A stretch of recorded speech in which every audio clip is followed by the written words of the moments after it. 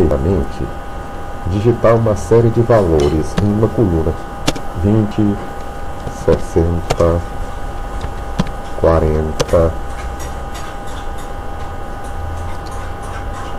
30. Se a gente observar aqui, esses valores, eles estão muito fáceis de serem calculados mentalmente. 20 mais 60, 80, mais 40, 120, mais 30, 150. Né? Mas o Excel possui várias formas de se fazer esse somatório. A gente poderia, por exemplo, soma igual, poderíamos ir aqui em cada uma das células, mais a outra célula, mais,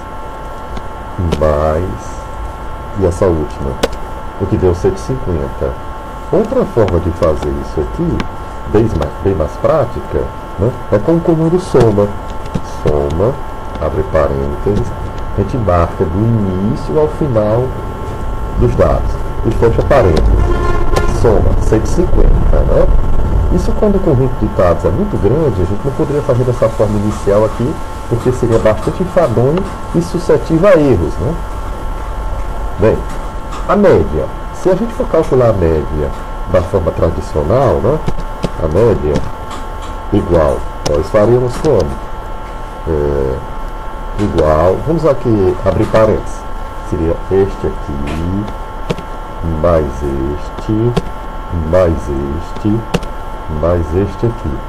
Nós teríamos então um valor tal. Só que aqui 150, a gente vai ter que dividir pela quantidade, né? A quantidade, a gente sabe que são 4 linhas, então número 4. Mas o Excel também possui, né, um comando que faz isso de uma forma bem mais rápida. Igual a média, a gente marca os números, né? Fecha parênteses e automaticamente deu o mesmo resultado aqui de cima, né? Portanto, bem mais prático. Até agora vimos o comando soma, o comando média. Se a gente for calcular, por exemplo, o máximo, né? Qual seria o máximo desses valores aqui? Aquele que é o maior, evidentemente.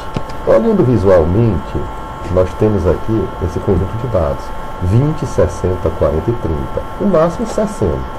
Então, vamos digitar aqui o valor 60. Mas o Excel também possui um comando que vai fazer isso de uma forma bastante prática para a gente. É o comando, né, evidentemente, com o nome de máximo. Máximo. A gente marca aqui, né, o conjunto de dados, fecha parênteses e vamos ver se o resultado dá o mesmo. 60. Ele calculou tranquilamente, sem a gente estar indo de 1 a 1. E por último, o mínimo. Qual seria, pessoal, o mínimo que desses valores elencados aqui? 20, 60, 40 e 30. 20. Então vamos colocar 20.